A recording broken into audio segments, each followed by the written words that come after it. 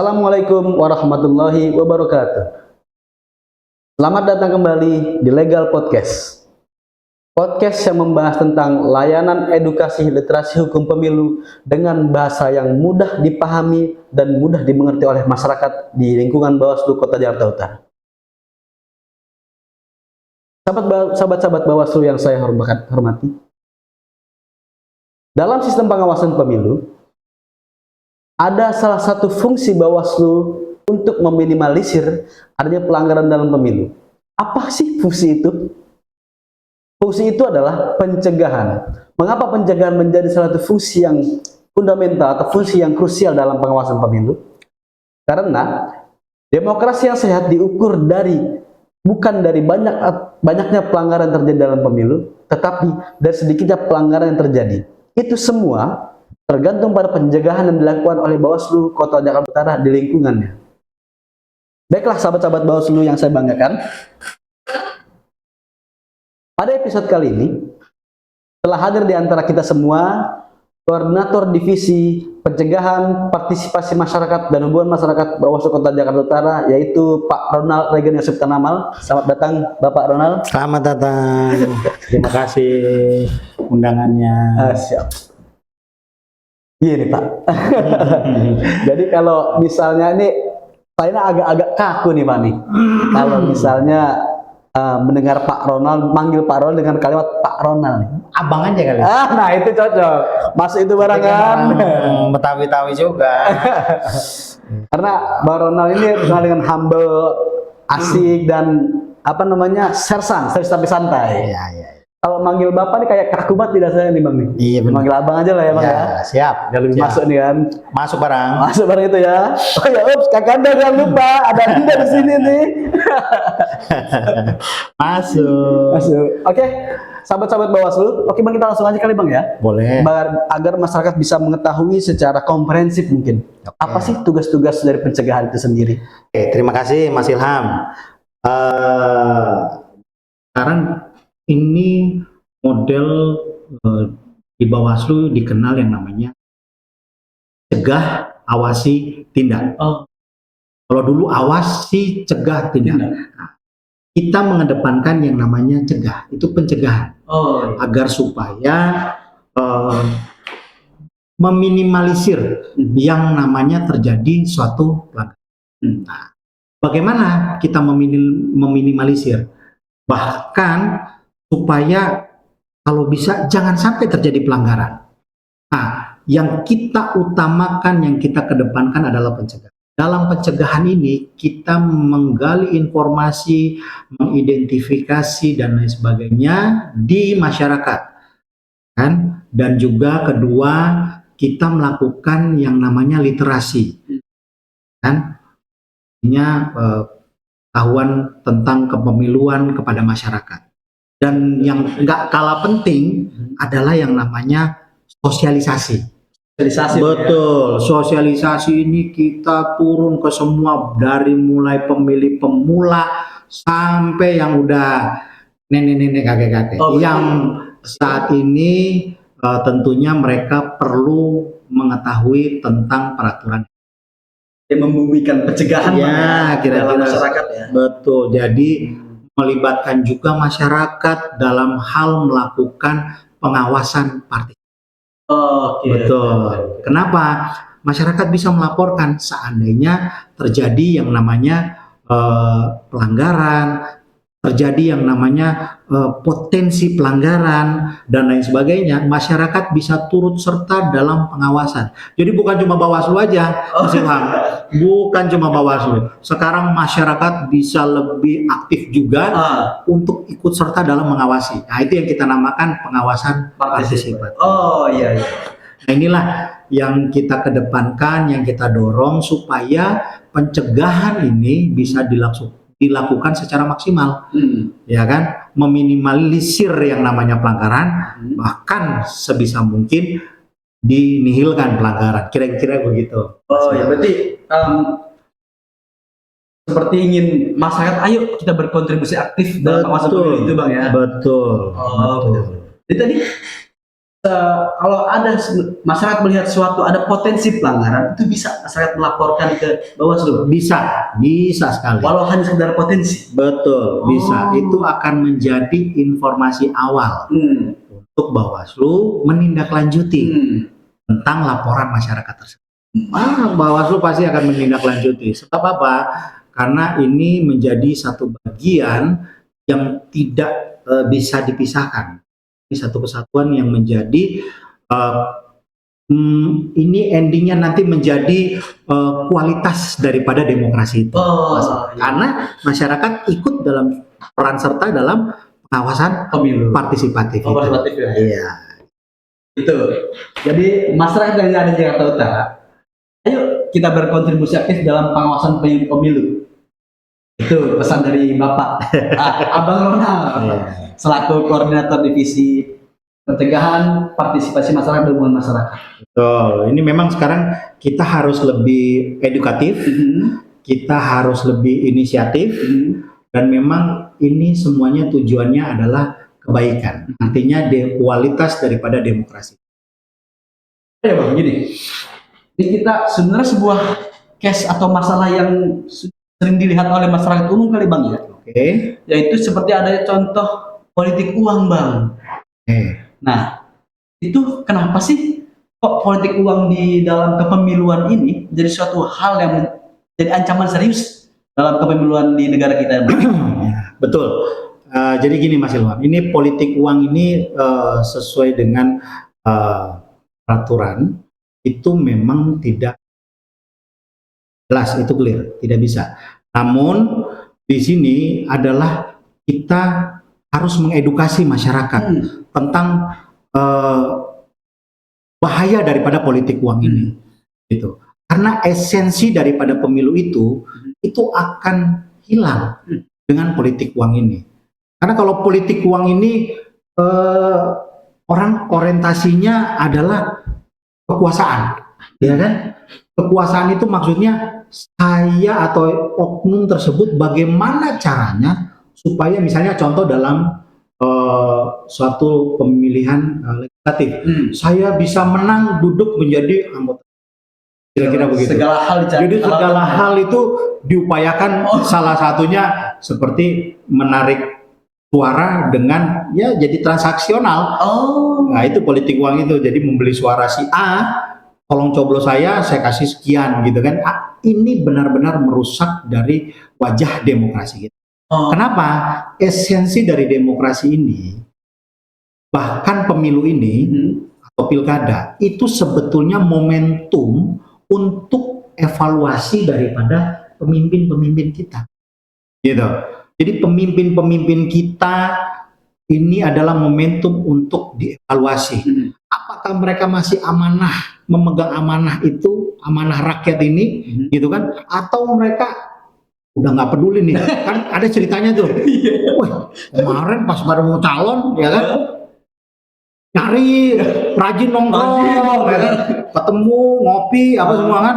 Pas giliran jadi, hilang ya. Udah susah ditemui, nomor telepon katanya diganti. Ini hal-hal yang seperti ini kita mengedukasi kepada masyarakat agar supaya calon-calon pemimpin mereka yang mereka doakan, yang mereka harapkan menjadi pemimpin yang amanah itu benar-benar menjaga kualitas demokrasi. Dengan cara seperti apa? Mereka lebih memaparkan program, ya kan? Iya dong. Jadi programnya mereka apa? Nanti ketika mereka jadi, mereka memperhatikan masyarakat, mensejahterakan masyarakat dan seterusnya. Ini lebih penting, gitu loh. Nah, inilah esensial daripada pemilu itu sendiri. Momentumnya adalah kita bisa mengevaluasi pemimpin yang ada sehingga kita bisa lebih mendapatkan calon-calon pemimpin yang bukan saja amanah tetapi berkualitas. Kira-kira demikian. Gitu. Jadi gini. Jadi masyarakat yang di Jakarta Utara. Jadi begini, nggak bisa kita atau nggak boleh kita memilih pemimpin yang hanya karena sedikit uang yang diberikan, ya Bang ya? Iyalah, janganlah. Kita harus melihat bibit, bebet, bobot ya Bang ya? Betul. Programnya ke depan, apa ayomi masyarakat, Betul. apa mendapat masyarakat. Betul. Seperti yang kata Bang Ronald bilang, banyak calon-calon Bang ya, calon-calon legislatif atau itu Bang ya. Ketika sebelum pemilu banyak yang turun tuh kan, dia gabung beneran membubi banget Ya. masyarakat. Pas sudah jadi tiba-tiba Lah, susah dihubungi. nah itu gila. oknum lah ya. Oknum. Artinya ya cerita ini kan memang di masyarakat udah menyebar lah ya. Menyebar.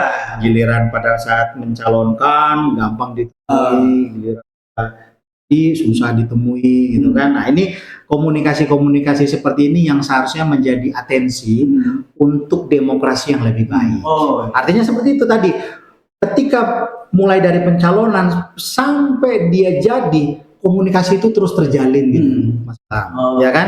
Terus terjalin, komunikasinya terus berjalan, bagaimana membangun ekonomi masyarakat, bagaimana memberdayakan masyarakat. Momentumnya ada di pemilu ini. Oh iya, Momentumnya ada di pilkada ini, gitu kan? Layak nggak sih saya pilih? Kira-kira begitu. Jadi ketika masyarakat teredukasi dengan hal itu, maka masyarakat tidak akan tertarik dengan yang namanya politik uang tadi. Betul. Gitu. Itu mah receh, saya nggak penting tuh. Lama-kelamaan saya yakin ketika masyarakat itu teredukasi tentang esensi daripada pemilu dan pilkada itu, mereka akan lambat laun akan hilang nih yang namanya istilah money politik. Iya dong, gitu.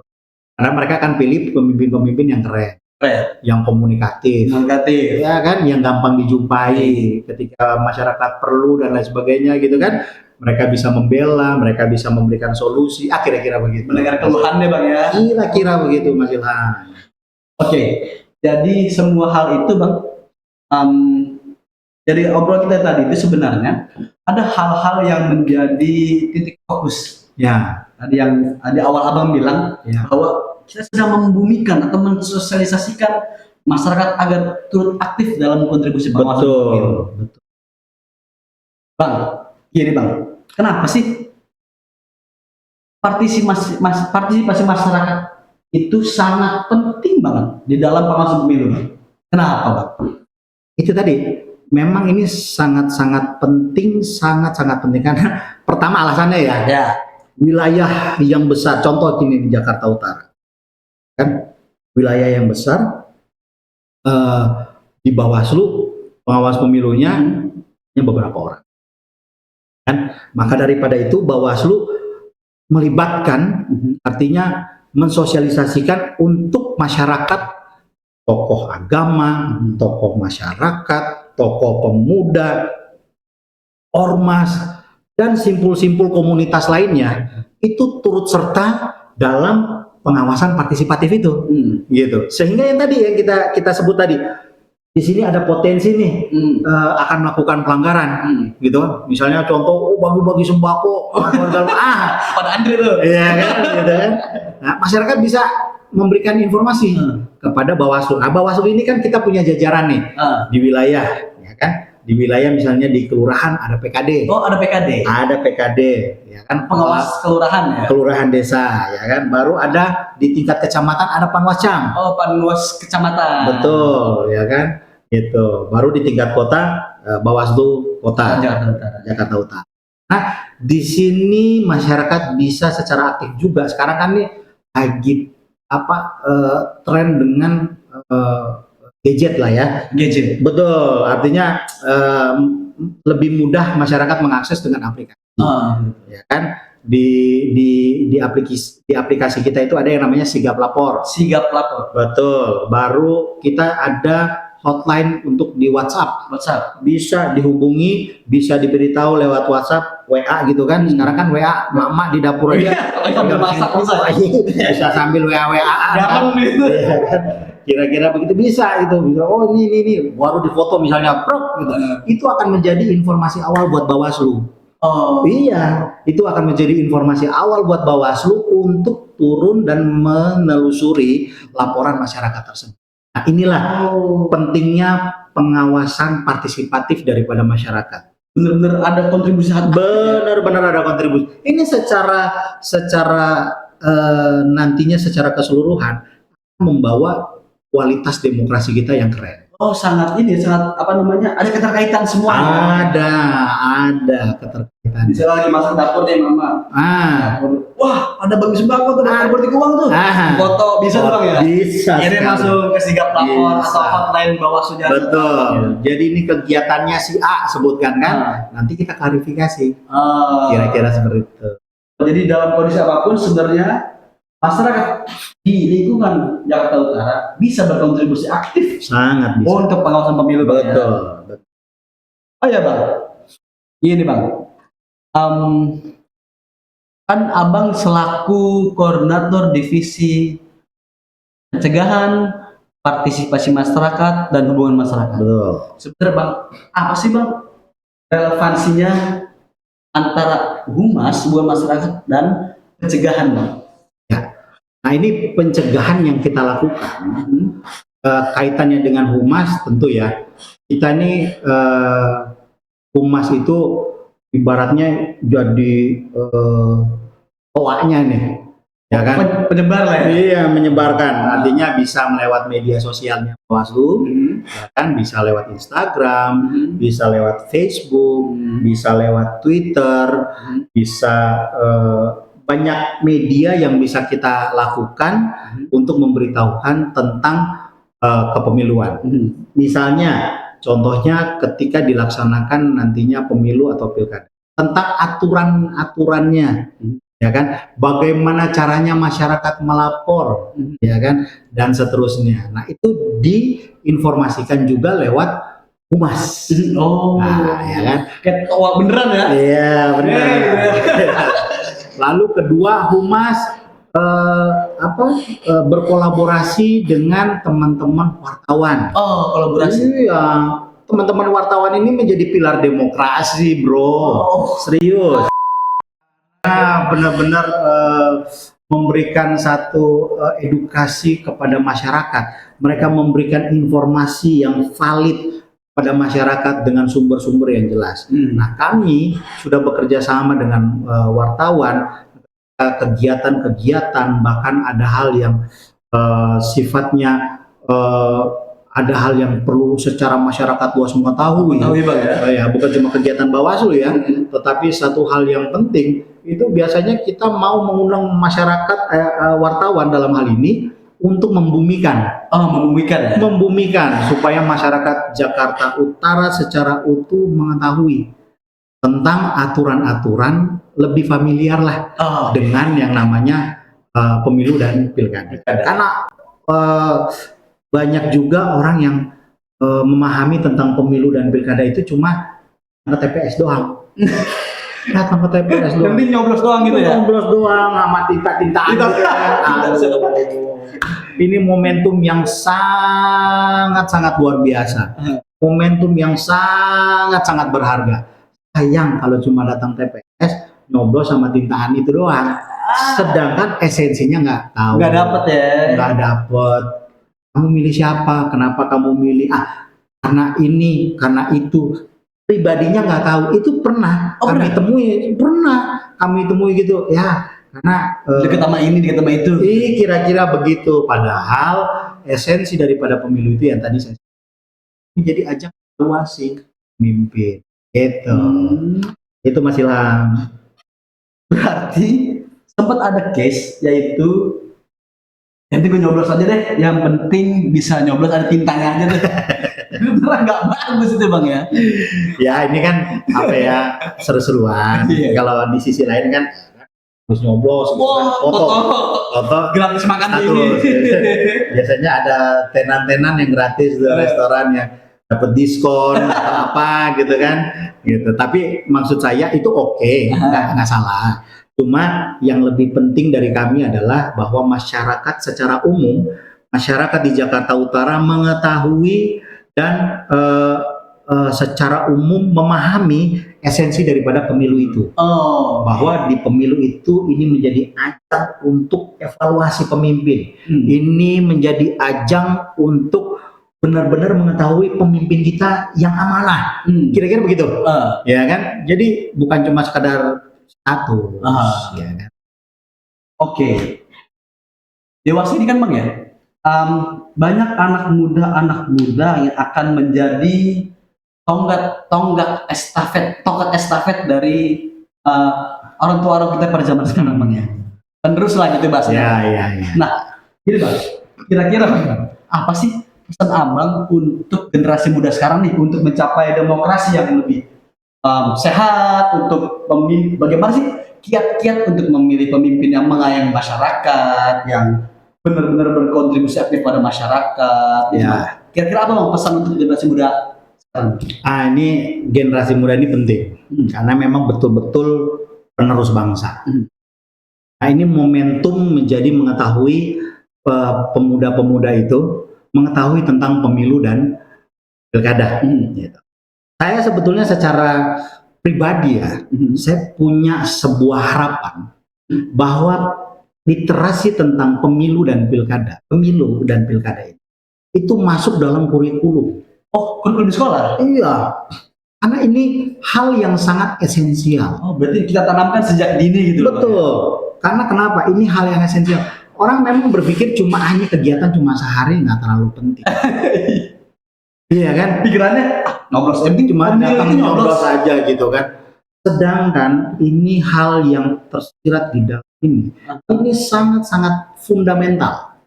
Ketika kita memilih pemimpin yang benar-benar amanah, yang benar-benar boku, itu benar-benar menjadi hal yang perlu menjadi prioritas dalam hal memikirkan atau merencanakan saya ingin pemimpin yang seperti ini dan seperti itu. Karena konsekuensinya 5 tahun ke depan. Betul. Ketika mereka memimpin dan lain sebagainya, ini harapan kita. Ekonomi lebih baik, masyarakat sejahtera, mungkin jalan-jalan di gangan lebih bagus gitu kan, yang bolong-bolong begini ya, dan lain sebagainya. Dan lebih komunikatif, mungkin itu penting.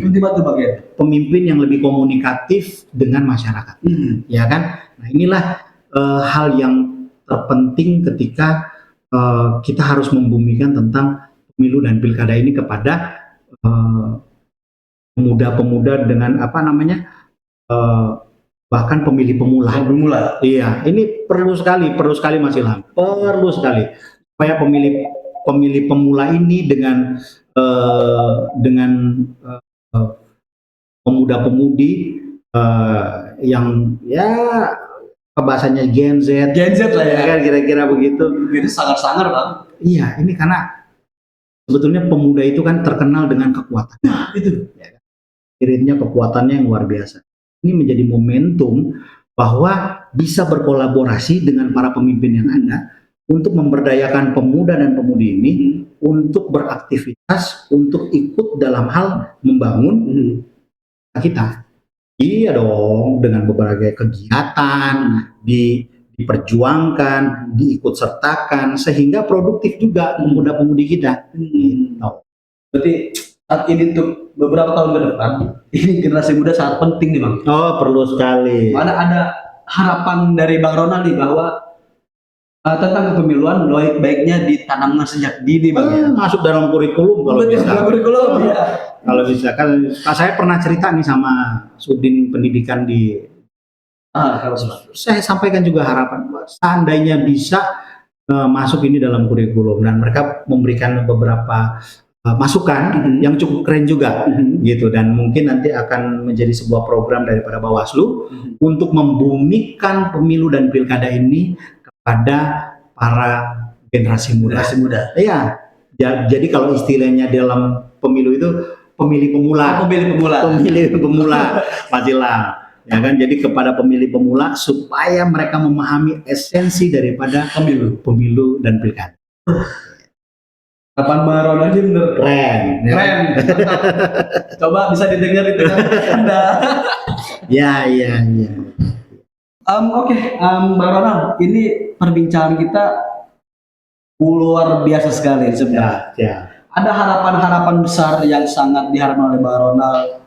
Bagaimana sih apa sih kiat-kiat pemuda untuk bisa menciptakan demokrasi yang sehat, pemilu yang mudah dimengerti, atau ikutnya partisipasi masyarakat dalam pengawasan pemilu? Ya, Ini bener mantep banget ini bang. Ini. Kalau aku sih mikirnya gini ya Mas Ilham, bahwa pemuda ini yang sekarang ya artinya sungguh-sungguh kreatif dengan era digital yang berbagai macam bentuk aplikasi ada, dipermudah untuk ini dan itu gampang dalam dunia digital, itu sebetulnya membuat generasi muda kita harusnya lebih produktif.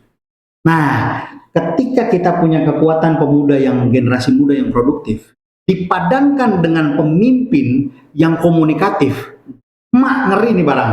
Masuk tuh barangnya. Masuk nih barangnya. Ini benar-benar akan membuat suatu kota, wilayah benar-benar keren. Ya, benar-benar ada nih. Pernah dengar nggak tuh berita seorang pemuda yang menjadi ketua RT? Gen Z kan? Betul. Saya baca tuh. Dia bangun jalan gitu kan dengan ini kan keren yang begini-begini. Iya kan? Keren ini. Artinya ketika pemuda-pemuda yang kreatif, pemuda sekarang itu udah terkenal kreatif banget. Apalagi ditambah digitalisasi sekarang dengan segala aplikasi dan lain sebagainya yang sangat kemajuan teknologi ini yang sangat memudahkan para generasi muda ini untuk berkreasi. Dipadankan dengan pemimpin yang komunikatif, yang keren, yang humble, yang ini banget sama masyarakat, dekat banget sama masyarakat, sama masyarakat care banget. Ini kalau dipadankan itu akan menjadi sebuah kekuatan untuk membangun wilayah, berkolaborasi, ya kan? Mereka membangun apa, bahkan program-program yang baru bisa diciptakan itu, sehingga masyarakat ekonominya akan otomatis pasti. Otomatis naik berputar dan naik, itu pasti karena generasi muda kita itu keren-keren lah. Banget itu. Oke, Abang, perbincangan kita ini sebenarnya banyak hal-hal yang menarik, Bang. Banyak hal-hal yang sangat motivatif lah untuk generasi muda sekarang kan. Nah, saya simpulkan dari pembicaraan obrolan kita ini, Bang, nih, bahwa pencegahan itu adalah suatu fungsi dari Bawaslu untuk meminimalisir pelanggaran yang ada. Kita coba mengkiri, Bang, ya, bahwa manusia kan terkadang membuat kesalahan, Bang, ya. Nah, makanya dicegah dulu, Bang, ya, sebelum ada kesalahan. Dan hal itu pun akan menjaga kualitas demokrasi kita sendiri, Bang, ya. Betul. Oke, kalau gitu terima kasih Abang atas waktunya. Saya ingin nih, Bang, dengar closing statement dari Abang nih untuk generasi muda, atau closing statement yang menarik deh untuk pesan-pesan pada masyarakat di wilayah Jakarta Utara ini. Siap. Oke. Closing statement saya bahwa mari masyarakat Jakarta Utara kita terbuka dengan pemilu dan pilkada menjadi satu ajang atau momentum untuk kita mengevaluasi pemimpin. Mari kita sama-sama menjaga kualitas demokrasi kita dengan menjadi pengawas partisipatif, ya kan? Ketika ada potensi pelanggaran, laporkan kepada Bawaslu. Ketika mengetahui akan terjadi misalnya orang bagi-bagi duit, laporkan kepada Bawaslu. Ya kan, supaya betul-betul kita jaga demokrasi kita, kualitas demokrasi kita, ya kan. Ketika kualitas demokrasi ini kita jaga, baru kita bangun lagi komunikasi bersama dengan pemimpin yang baru, ya kan, dengan generasi muda, dengan pemimpin yang baru, kita bangun komunikasi, ya kan, supaya program-program yang baru, yang keren, yang fresh, yang benar-benar menyentuh ke masyarakat, ini bisa benar-benar menghidupkan kota kita. Ya kan, itu otomatis kalau masyarakat sejahtera, Ilham, itu akan mengurangi yang namanya menurunkan yang namanya angka kejahatan. Ya dong, pasti dong. Perut udah penuh, ya kan, aman gitu kan, tidur pun nyenyak gitu kan. Apa yang mau dipikirkan dengan namanya kejahatan? Itu pasti enggak. Lewat pun terlintas pun pasti enggak deh, beneran. Karena masyarakat udah sejahtera. Nah kan, nah ini